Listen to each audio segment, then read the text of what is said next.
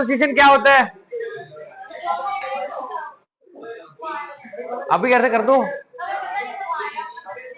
तो कोई नहीं, अब हो रही है क्लास स्टार्ट। हाँ, मैं बताऊं कब तक आएगा? हैं? अब रुक जाओ, क्लास स्टार्ट हो गई है। ओए, अब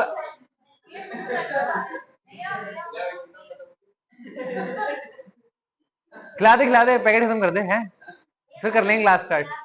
हाँ, तो articles of association guys, articles of association का थोड़ा आइडिया लग गया होगा क्या होता है? क्या होता है भाई articles of association? Rules and regulation of the company. अच्छा चलो ठीक है, कौन से rules and regulation? Internal rules and regulation. Internal rules and regulation का मतलब क्या है? जो कंपनी की फंक्शनिंग है, कंपनी ने एमओए के अंदर ऑब्जेक्ट्स डिसाइड कर लिए कि वो क्या काम कर सकते हैं। अब उन कामों को कैसे करना है, जो शेयर होल्डर्स हैं उनके पास क्या राइट्स हैं, डायरेक्टर्स हैं उनके पास क्या राइट्स हैं, कितनी उनकी लिमिट्स हैं, ठीक है, वो सारी चीजें किसके अंदर दी होती हैं? आपकी आर्टिकल्स ऑफ एसोसिएशन के अंदर दी होती है। तो इसको अपने कंपनीज के बाय लॉज बोल देते हैं। बाय लॉज का मतलब क्या होता है? लॉ तो अपना क्या हो गया, मेमोरेंडम ऑफ एसोसिएशन हो गया, उसके बाय लॉज मतलब कि आपने एक अपर ब्रैकेट डिसाइड कर लिया है, अब आप उस ब्रैकेट के अंदर फर्दर रूल्स बना रहे हो। Rules and regulation for the governing of internal governance of, क्या बोलते हैं अपने इसको? इंटरनल गवर्नेंस ऑफ कंपनी, ठीक है। उसके अंदर किस किस के राइट्स होते हैं? पूरे कंपनी के राइट होंगे, डायरेक्टर्स के राइट होंगे, मेंबर शेयर होल्डर्स के राइट होंगे, उसके अलावा भी आप जो नॉर्मल बिजनेस को कंडक्ट करोगे कंपनी का, उसके रिगार्डिंग भी आपके रूल्स एंड रेगुलेशंस दिए होंगे। क्लियर है? ये मीनिंग क्लियर है सबको? इसके अंदर एशबरी वाले केस के अंदर भी आर्टिकल्स के रिगार्डिंग बात की गई है, ठीक है। तो वो एक बार देख लेना, क्या rights and power governing body के जो गुड गवर्नेंस ऑफ कंपनी है उसके रिगार्डिंग दिया हुआ है, ठीक है। मेन है आपका एक word Magna carta. Magna carta से क्या है कंपैरिजन, क्या है, किसी को पता है मैग्ना कार्टा क्या है? मैग्ना कार्टा नाम सुना किसी ने? हिस्ट्री पढ़ी है थोड़ी? नहीं पढ़ी? अच्छा। तो यूके के अंदर किंग जॉन जो था उसने मैग्ना कार्टा साइन किया था। मैग्ना कार्टा, किंग जॉन नहीं, किंग जॉन, JHON, ठीक है। तो किंग जॉन जो थे वो 1200 के टाइम पे, मतलब 1200 AD के टाइम का किंग है, ठीक है। उसने मैग्ना कार्टा साइन किया था। Magna Carta was the is known as the beginning of democracy. Magna Carta के अंदर बेसिकली क्या बोला गया था कि जो डेमोक्रेसी है वो अप्लाई किस पे होती है? सबसे पहले तो जो मेकर्स हैं, जो रूल मेकर्स हैं, उनके ऊपर भी अप्लाई होती है। तो उसमें बेसिकली क्या बात की गई थी कि जो लॉ है, जो भी गवर्निंग लॉ है, वो किसके ऊपर अप्लाई होगा? किंग के ऊपर भी अप्लाई होगा। और किंग को फोर्सफुली वो चीज साइन करवाई गई थी। क्यों करवाई गई थी? क्योंकि अब जो शिफ्ट था वो धीरे धीरे धीरे धीरे डेमोक्रेसी की तरफ शिफ्ट आने लग गया था। जो आपकी मोनार्की थी उससे सब लोग परेशान हो रहे थे, रेवोल्यूशंस वगैरह होने स्टार्ट हो गए थे। तो मैग्ना कार्टा का मीनिंग समझ आया? मैग्ना कार्टा बेसिकली क्या बोल रहा है, जो कंट्री थी उसकी इंटरनल गवर्नेंस के रिगार्डिंग एक डॉक्यूमेंट था। इंटरनल गवर्नेंस के रिगार्डिंग जो डॉक्यूमेंट था उसमें ये बोला गया था जो किंग भी है वो भी इन लॉज से अबाइड करेगा। तो मतलब जो एओए है, एओए को कंपेयर किया गया है किससे? मैग्ना कार्टा से।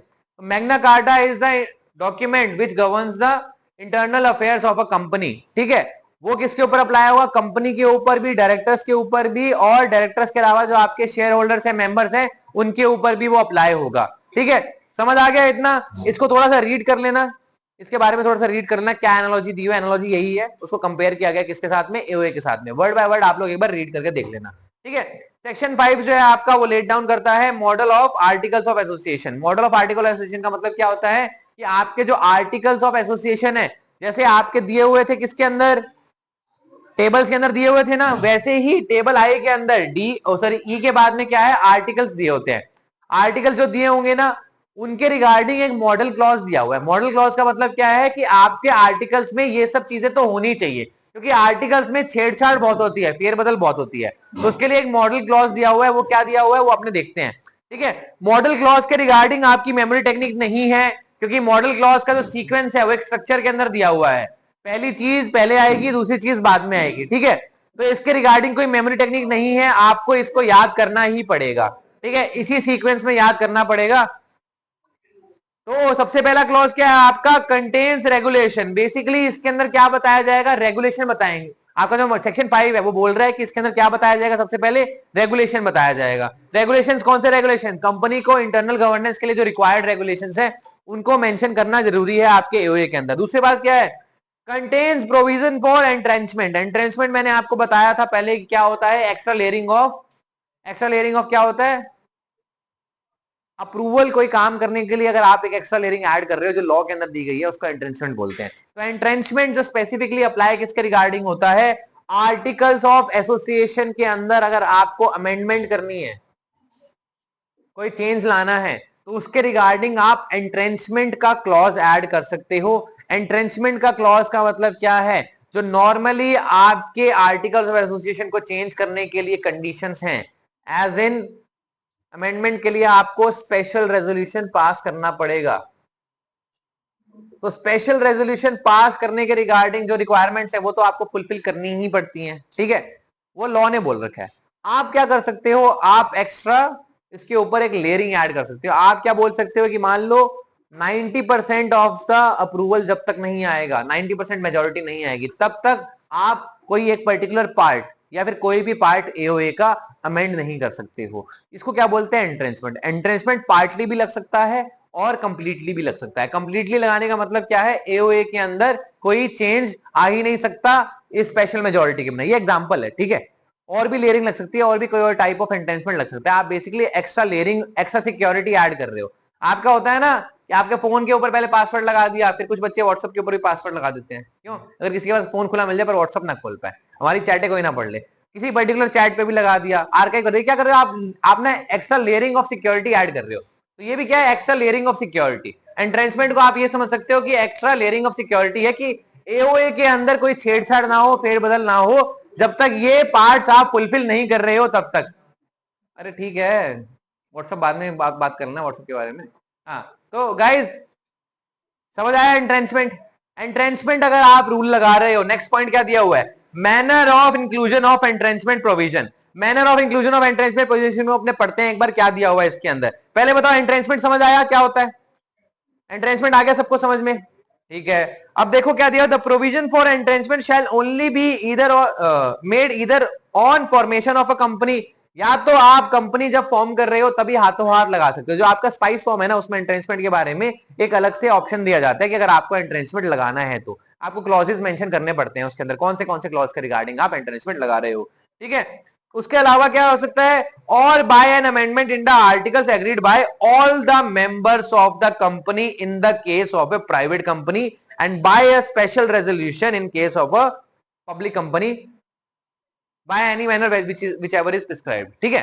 तो बेसिकली अगर आपको बाद में एंट्रेंचमेंट लगाना है तो आपको प्राइवेट कंपनी, अगर आपकी प्राइवेट कंपनी है, फॉर्मेशन के टाइम पे लगा दिया मतलब सबने एग्री किया था। प्राइवेट कंपनी के केस के अंदर अगर आपको एंट्रेंचमेंट के बारे में बाद में कोई क्लॉज ऐड करना है, एंट्रेंचमेंट के रिगार्डिंग कोई क्लॉज ऐड करना है, या फिर आपको एक्स्ट्रा लेयरिंग ऑफ रिस्ट्रिक्शन लगानी है, एक्स्ट्रा सिक्योरिटी ऐड करनी है, तो आपको सारे के सारे मेंबर्स का अप्रूवल चाहिए होगा। आपके सारे मेंबर्स का मतलब 100% आपको अप्रूवल चाहिए होगा, तब आप एंट्रेंचमेंट के रिगार्डिंग कोई क्लॉज ऐड कर सकते हो, ठीक है। पब्लिक कंपनी के अंदर क्या बोला गया है, किसके रिगार्डिंग हो सकता है, किसके रिगार्डिंग हो सकता है, पब्लिक कंपनी।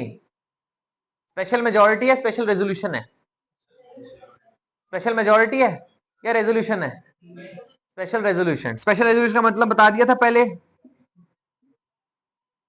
अब देखो ये थोड़ा सा इसमें डिफरेंस इसलिए है क्योंकि पब्लिक कंपनी में सबका कंसेंट लाना थोड़ा मुश्किल हो सकता है। पब्लिक कंपनी में मान लो हजारों लोग हैं, अब हजारों लोगों को आप एक बात पे कैसे एग्री करवा लोगे, है ना, थोड़ा मुश्किल रहता है, पर आप स्पेशल मेजोरिटी ला सकते हो, ठीक है। बट प्राइवेट कंपनी के अंदर लिमिटेड लोग होते हैं, 200 ही लोग होते हैं, ठीक है, 200 से ज्यादा लोग नहीं होते, तो आपको सबको एग्री करवाना पड़ेगा वहां पे, ठीक है। ये रिक्वायरमेंट कहां दी गई है, आपके लॉ के अंदर ही रिक्वायरमेंट दी गई है, ठीक है। उसके बाद में देखो, notice to register for the entrenchment provision.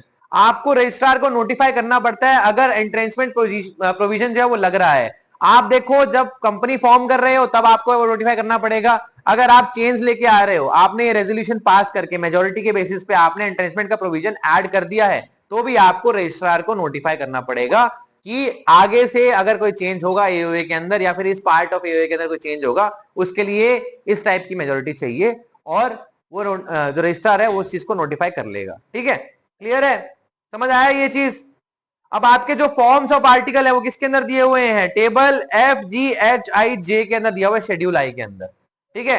इसके अंदर भी किस बेसिस पे दिया हुआ है, इसमें भी डिवीजन ऑफ शेयर के हिसाब से, गारंटी के हिसाब से, अनलिमिटेड लायबिलिटी के हिसाब से दिया हुआ है। ठीक है, ये आपको डिटेल में जाने की जरूरत नहीं है क्योंकि बुक के अंदर मेंशन नहीं है। उसके बाद देखो मॉडल आर्टिकल। मॉडल आर्टिकल का मतलब क्या है कि जो आर्टिकल्स आपके प्रेजेंट है, जो आप डायरेक्टली अडॉप्ट कर सकते हो, उनको क्या बोलते हैं, मॉडल आर्टिकल, जो आपको लॉ ने प्रोवाइड किए हुए हैं, जो एमसीए ने भी प्रोवाइड किए हुए हैं। तो मॉडल आर्टिकल्स को आप क्या बोलोगे, ऐसे आर्टिकल्स जो ऑलरेडी आपके पास प्रोवाइडेड थे, कैसे लॉ में प्रोवाइड किए थे, इन टेबल्स के अंदर प्रोवाइड किए थे, उनको आप यूज कर सकते हो। तो मॉडल आर्टिकल का मतलब क्या है कि आपके पास रेडिली अवेलेबल आर्टिकल्स हैं, आपको चेंज करने की जरूरत नहीं है, पर आप करते हो चेंज। क्यों? क्योंकि आपको स्पेसिफिक राइट्स चाहिए हो सकते हैं, स्पेसिफिक रिस्पॉन्सिबिलिटी आप किसी के ऊपर डालना चाह रहे हो, या फिर आपके जो एम्बिट्स हैं जो जनरल लॉ के अंदर दिए हुए हैं, आप उससे छेड़छाड़ करके उसको और रिस्ट्रिक्ट करना चाह रहे हो। तो उन सब केसेस के अंदर आप क्या करते हो, आप चेंजेस लेके आते हो। तो आप मॉडल आर्टिकल्स को यूज कर सकते हो, मॉडल आर्टिकल्स के अंदर आप चेंजेस भी ला सकते हो। लास्ट प्रोविजन जो दिया हुआ है आपका वो है company registered after the commencement of this act. Company registered after the commencement of this act का बेसिकली मीनिंग क्या है, इसके अंदर आप मॉडल आर्टिकल्स की ही बात कर रहे हो। आपकी कंपनी अगर रजिस्टर्ड हुई है इस एक्ट के अंदर, बनी है आपके बेसिकली इस एक्ट के अंदर बनी है, ठीक है, सॉरी रजिस्टर इस एक्ट के अंदर हुई है बाद में, मतलब आपकी कंपनी शायद पहले बन गई होगी, उसके बाद में रजिस्ट्रेशन उस कंपनी का इस एक्ट के रिगार्डिंग है, उसके रिगार्डिंग बात कर रहे हैं। तो उसके रिगार्डिंग क्या बोला गया, उसके रिगार्डिंग ये बोला गया है कि अगर आपके जो भी आर्टिकल्स थे उनको एज इट इज मान लिया जाएगा कि आपके आर्टिकल्स अप्रूव्ड हैं, उनको मॉडल आर्टिकल से चेंज नहीं किया जाएगा। अगर आपके आर्टिकल्स नहीं थे रिक्वायर्ड, जो आपके इस एक्ट के अंदर चीजें हैं उसके रिगार्डिंग, तो आपके जो मॉडल आर्टिकल्स हैं वो डायरेक्टली उसके अंदर अप्लाई हो जाएंगे, डायरेक्टली वो एक्सेप्ट हो जाएंगे। मतलब कि कहने का मतलब ये है कि जो आपके मॉडल आर्टिकल्स हैं, जो जनरल आर्टिकल्स हैं, जो वो आपके प्रोवाइड किए हुए हैं लॉ के अंदर, वो आर्टिकल्स क्या हैं, अगर आपके पहले नहीं थे तो वो आपके अपने आप अप्लाई हो जाएंगे। ठीक है, अगर आपके पहले वो आर्टिकल्स थे, उसके रिगार्डिंग आपने कोई बात बोली हुई है, तो वो वैसे ही अप्लाई होगा। क्लियर है, सिंपल है। अब देखो इसके अंदर आप ना ऊपर नीचे नहीं कर सकते हो, छेड़छाड़ नहीं कर सकते हो, क्योंकि सबसे पहले सबसे इंपॉर्टेंट पॉइंट क्या है, रेगुलेशन। रेगुलेशन के बाद में आपको क्या दिया हुआ है, inclusion of matters. Inclusion of matters के अंदर क्या होता है, आप बेसिकली जो जो चीजें इंक्लूड करना चाह रहे हो वो आप करते हो, कोई स्पेशल रिस्पॉन्सिबिलिटी डालना चाह रहे हो वो आप डालते हो। ठीक है, तो ये क्या है, रेगुलेशन के अंदर ये ऐड कर रहे हो। उसके बाद में क्या आता है, एंट्रेंसमेंट। एंट्रेंसमेंट के बाद में क्या आता है, एंट्रेंसमेंट अगर आप कब डाल रहे हो उसके रिगार्डिंग प्रोविजन। उसके बाद क्या कर रहे हो, आपको एंट्रेंसमेंट को नोटिफाई करना पड़ेगा। तो इनका सीक्वेंस बन रहा है। सीक्वेंस बनने के बाद क्या दिया हुआ है, आपका जो आर्टिकल्स है, वो आर्टिकल्स के अंदर कौन से आर्टिकल दिए हुए हैं, मॉडल आर्टिकल्स। मॉडल आर्टिकल्स के रिगार्डिंग अगर कंपनी जो पहले फॉर्म हो गई थी इस एक्ट के आने के बाद में, उसके अंदर क्या क्या चेंजेस आ सकते हैं, क्या क्या चेंजेस नहीं आ सकते, कैसे उनको एक्सेप्ट कर लेंगे, ये चीज दी हुई है। क्लियर है ये चीज, सारे पॉइंट्स क्लियर है आपको, कोई डाउट? इसको इस सीक्वेंस के अंदर ही फॉलो करना पड़ेगा। ठीक है, अदरवाइज आपका आंसर का स्ट्रक्चर थोड़ा गलत हो सकता है। ठीक है, ट्राई करना ये सीक्वेंस आप फॉलो करो। ठीक है, अब memorandum of association and article of association के बीच में डिफरेंस, ऑब्जेक्टिव के अंदर क्या डिफरेंस है। मेमोरेंडम क्या बताता है, उसका ऑब्जेक्टिव क्या होता है, आपके जो ऑब्जेक्ट क्लॉज है वही उसका ऑब्जेक्टिव है, मतलब आपका बिजनेस क्या क्या कंडक्ट कर सकते हो, क्या क्या एक्टिविटीज आप कंडक्ट कर सकते हो, उसके बारे में कौन बताता है, मेमोरेंडम ऑफ एसोसिएशन। वो उसका ऑब्जेक्ट है, वो मेन क्लॉज है, सबसे मेन पॉइंट है उसका। ठीक है, मेमोरेंडम ऑफ एसोसिएशन का। आर्टिकल ऑफ एसोसिएशन का मतलब क्या है, आपको बायलॉज बनाने, रूल्स एंड रेगुलेशन बनाने, बेसिकली जो आपका कंपनी को फॉर्म करने का ऑब्जेक्टिव था उसको इंप्लीमेंट करने के रिगार्डिंग जो रूल्स रेगुलेशन है वो बनाने का काम किसका होता है, आर्टिकल ऑफ एसोसिएशन का होता है। यही आर्टिकल ऑफ एसोसिएशन को बनाने का ऑब्जेक्टिव है। ठीक है, उसके बाद में रिलेशनशिप, जो मेमोरेंडम है वो डिफाइन करता है relationship with outsiders, article of association define करते हैं रिलेशनशिप इनसाइडर्स, मतलब कि जो कंपनी के अंदर के लोग हैं उनके साथ में उनके रिलेशनशिप्स को गवर्न करता है। ठीक है, उसके बाद क्या है, ऑल्टरेशन। मेमोरेंडम ऑफ एसोसिएशन को ऑल्टर करना मुश्किल है, बताया था कैसे ऑल्टर हो सकता है। ऑल्टर कैसे हो सकता है, आपको अप्रूवल लेना पड़ सकता है एमसीए से, या फिर रजिस्ट्रार से, या फिर आपका एनसीएलटी से। ठीक है, आपकी जो भी रिक्वायरमेंट है, जो भी चेंज ला रहे हो उसके रिगार्डिंग आपको अप्रूवल लेना पड़ सकता है, बट आर्टिकल्स के अंदर आप कंपेरेटिवली इजियर वे में चेंजेस ला सकते हो, ऑल्टरेशन कर सकते हो। ठीक है, तो आपके आर्टिकल्स के अंदर भी आप एडिशनल रिस्ट्रिक्शन लगा सकते हो, उसको हम क्या बोलते हैं, एडिशनल रिस्ट्रिक्शंस को क्या बोलते हैं, ई से जो वर्ड बताया था, जो अभी 8 पॉइंट में पढ़ के आए हो, एंट्रेंसमेंट। ठीक है, तो एंट्रेंसमेंट बोलते हैं उसको। हाँ, समझ आ गया। उसके बाद देखो ultra vires. Ultra vires doctrine जो है वो मैंने आपको बता दिया। अल्ट्रा वायरस एक्टिविटीज को आप कैसे रेक्टिफाई करते हो वो मैंने आपको बताया था, कैसे रेक्टिफाई करना है। एओए के अंदर कैसे होगा, एमओए के अंदर कैसे होगा, हायरार्की बता दी थी। सबसे पहले कंपनीज एक्ट आएगा, कंपनीज एक्ट के विद इन रह के एमओए का एमओए ड्राफ्ट होगा, एमओए के with in he articles draft होंगे, और आर्टिकल्स के विद इन ही आपको कोई और फर्दर अथॉरिटी दी जा सकती है। ठीक है, तो अगर अगर कंपनीज एक्ट का वायलेशन हो रहा है तो वो चीज गलत है। आर्टिकल्स के अंदर अगर एमओए का वायलेशन हो रहा है वो भी गलत है। आर्टिकल्स के बाहर जाके कोई अथॉरिटी से कोई काम कर रहा है तो वो भी गलत है। और जितनी अथॉरिटी आपको मिली हुई है डायरेक्टर को या किसी भी पर्सन को, उस अथॉरिटी से भी बाहर जाके आपको काम नहीं करना है। सारे केसेस अल्ट्रा वायरस के केसेस हैं, ठीक है, बट इनकी हायरार्की है। हायरार्की कैसे? कंपनीज एक्ट के बेसिस पे एमओए बनेगा, एमओए के बेसिस पे एओए बनेगा, एओए के बेसिस पे आगे फर्दर अथॉरिटी दी जाएगी। तो ये हायरार्की है, आप वायलेट नहीं कर सकते हो एक दूसरे को। कंपनीज एक्ट के अंदर जो ग्राउंड्स दिए गए हैं उसके बेसिस पे आप एमओए मतलब ऑब्जेक्टिव्स बना रहे हो, एमओए के अंदर जो ग्राउंड्स दिए गए हैं ऑब्जेक्टिव देंगे उसके बेसिस पे आप अपने आर्टिकल्स बना रहे हो, बायलॉस बना रहे हो, और उन बायलॉस के बेस पे ही आप क्या कर रहे हो, अथॉरिटी दे रहे हो आगे किसी पर्सन को। क्लियर है? कोई डाउट इसके अंदर? अल्ट्रा वायरस वाला पॉइंट समझ आया? अब देखो डॉक्ट्रिन ऑफ इंडोर मैनेजमेंट आ जाता है, ठीक है। इंडोर मैनेजमेंट से पहले हम पढ़ेंगे कंस्ट्रक्टिव नोटिस। कंस्ट्रक्टिव नोटिस का मतलब क्या है? जहां पे अपने सेक्शन 399 की बात की थी ना, सेक्शन 399 क्या बोल रहा था, याद है? क्या बोल रहा था सेक्शन 399? क्या होता है ये? प्रिंसिपल डॉक्यूमेंट तो होता है पर पब्लिक डॉक्यूमेंट होता है ये, ठीक है। पब्लिक डॉक्यूमेंट का मतलब क्या होता है कि ये डॉक्यूमेंट जो है किसके पास होता है? ये डॉक्यूमेंट पब्लिकली अवेलेबल होता है, आप कंपनी की वेबसाइट पे जाके, एमसीए के जाके या फिर रजिस्ट्रार से मांग सकते हो। और जो नॉमिनल चार्जेस होते हैं, देखो आपको फ्री में नहीं मिलता, थोड़े बहुत पैसे पे करने पड़ते हैं, 1000 1500 2000 रुपए ऐसा होता है कुछ अमाउंट, वो आपको पे करनी पड़ती है और आपको चार्टर डॉक्यूमेंट्स वगैरह मिल जाते हैं, ठीक है। तो ये आपकी रिस्पॉन्सिबिलिटी है, वो नॉमिनल फी पे करो और वो डॉक्यूमेंट्स के बारे में पढ़ो। तो बेसिकली अगर आप एग्रीमेंट कर रहे हो किसके साथ में, कंपनी के साथ में, तो आपको ये पता होना चाहिए कि वो एग्रीमेंट करने के लायक कंपनी है कि नहीं, उनके पास ये पावर है कि नहीं, उनके पास ये अथॉरिटी है कि नहीं है। ये कॉन्सेप्ट क्या है, इसको क्या बोला जाता है, ये डॉक्ट्रिन कौन सा है? तो सेक्शन 399 के रिगार्डिंग बना हुआ है, इसको बोलते हैं हम कंस्ट्रक्टिव नोटिस। कंस्ट्रक्टिव नोटिस का मतलब देखो, एक्चुअल नोटिस आपने पढ़ा था, कंस्ट्रक्टिव नोटिस पढ़ा था। एक्चुअल नोटिस क्या होता है, आपको कोई आके बता दे। कंस्ट्रक्टिव नोटिस क्या होता है कि आपको डायरेक्टली कोई आके नहीं बता रहा पर आपको पता लग जाए, ठीक है। जैसे आपके एजेंट को बता दिया, तो एजेंट को बता दिया तो मतलब बेसिकली कंस्ट्रक्टिव नोटिस हो गया। तो आपको बेसिकली एजेंट को बता, आपने अगर नोटिस एजेंट को दे दिया तो मान लिया जाएगा कि आपका जो नोटिस है वो प्रिंसिपल के पास भी पहुंच गया है। एक्टिव पार्टनर को अगर आपका नोटिस दे दिया गया है तो मान लिया जाएगा कि सारे पार्टनर्स तक वो नोटिस पहुंच गया है। तो इसको क्या बोलते हैं हम, कंस्ट्रक्टिव नोटिस। यहाँ पे बेसिकली क्या है, यहाँ पे आपको कोई नोटिस नहीं देगा आके, आपको बेसिकली खुद से रिस्पॉन्सिबिलिटी लेके वो चीज आपको पढ़नी है, समझनी है और देखना है कि कंपनी उस चीज को गवर्न कर सकती है कि नहीं कर सकती, कंपनी उस चीज में डील कर सकती है कि नहीं कर सकती। इसको अपने क्या बोलते हैं, क्या है ये, डॉक्ट्रिन ऑफ, क्या है ये, कंस्ट्रक्टिव नोटिस। तो बेसिकली आपकी रिस्पॉन्सिबिलिटी है ये चेक करना, बट इसकी लिमिटेशन है। लिमिटेशन आपकी कहां आएगी, देखो पहले कंस्ट्रक्टिव नोटिस क्या मीनिंग आपको समझ आ गया कि नहीं आया, ये बताओ, मीनिंग समझ आ गया आपको? ठीक है, इसको रीड करोगे आपको समझ आ जाएगा, यही मीनिंग है इसका। इसके जो पॉइंटर्स दिए हुए हैं वो भी इसी के अराउंड दिए हुए हैं। इसके बाद आता है आपका doctrine of indoor management. Indoor management का मतलब क्या है कि देखो, आपको चार्टर डॉक्यूमेंट्स अलाउड हैं, आपके पास चार्टर डॉक्यूमेंट्स है। चार्टर डॉक्यूमेंट्स के अलावा, मतलब चार्टर डॉक्यूमेंट्स में क्या आ गया आपका, सबसे पहले तो आ गया एमओए, उसके अलावा आपका क्या आ गया, एओए। ये सब फाइल होता है किसके पास में, रजिस्ट्रार के पास के अंदर। तो मतलब जो डॉक्यूमेंट रजिस्ट्रार के पास फाइल होते हैं वो आपके सारे क्या है, पब्लिक डॉक्यूमेंट। तो आपके जो स्पेशल रेजोल्यूशन है ना,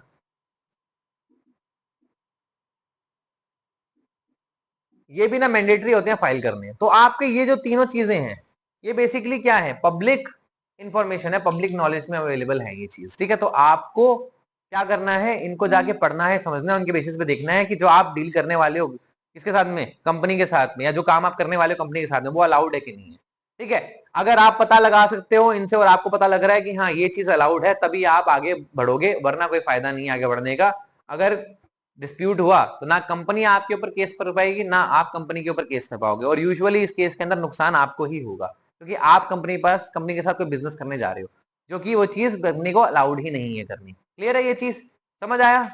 कौन से डॉक्यूमेंट्स को पब्लिक डॉक्यूमेंट माना जाता है, जो कि किसके पास फाइल्ड हो, आरओसी के पास फाइल्ड हो, एमसीए के अंदर फाइल्ड हो, ठीक है। उनको अपने क्या बोल सकते हैं, पब्लिक डॉक्यूमेंट बोल सकते हैं, जो कि अवेलेबल भी हो सबको। ये डॉक्यूमेंट्स अवेलेबल होते हैं सारे रेजोल्यूशन। आप मेरे को अगर कोई कंपनी का नाम बताओ ना, तो मैं आपको सारे के सारे उनके चार्टर डॉक्यूमेंट्स, सारे के सारे आज तक के रेगुलेशंस निकाल के दे सकता हूँ, ये अवेलेबल होते हैं एमसी के ऊपर।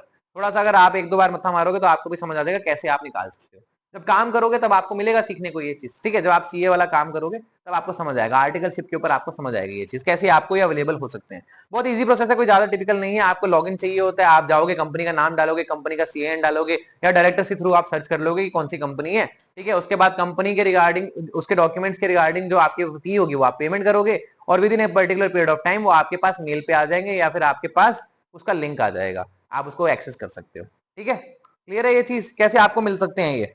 तो आपके जो इंडोर मैनेजमेंट है, अब वो क्या होती है समझते हैं। इन सब के अंदर क्या आपको कंपनी की 100% इंफॉर्मेशन मिल रही है क्या?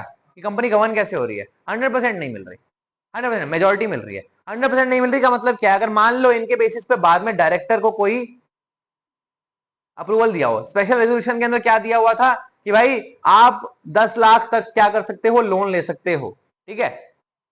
पर उसके बाद में एक पर्टिकुलर डायरेक्टर को अगर आपने रिस्ट्रिक्ट कर रखा है कि मान लो ये इंसान, ये जो डायरेक्टर है, डायरेक्टर ए मान लेते हैं, डायरेक्टर ए क्या करेगा, 1 लाख तक का ही लोन ले सकता है, तो ये चीज आपको पता लगेगी क्या? चीज आपको नहीं पता लगेगी। जो चीज आपको पता लग सकती है किससे? आपके पब्लिक डॉक्यूमेंट से। वो चीज किसके प्रिंसिपल से गवर्न होगी? वो कंस्ट्रक्टिव नोटिस के बेसिस पे गवर्न होगी। पर इंडोर मैनेजमेंट क्या है? कुछ इंफॉर्मेशन ऐसी होगी जो किसके बेसिस पे काम करेंगी? आपकी जो मैनेजमेंट के डिसीजंस होंगे उनके बेसिस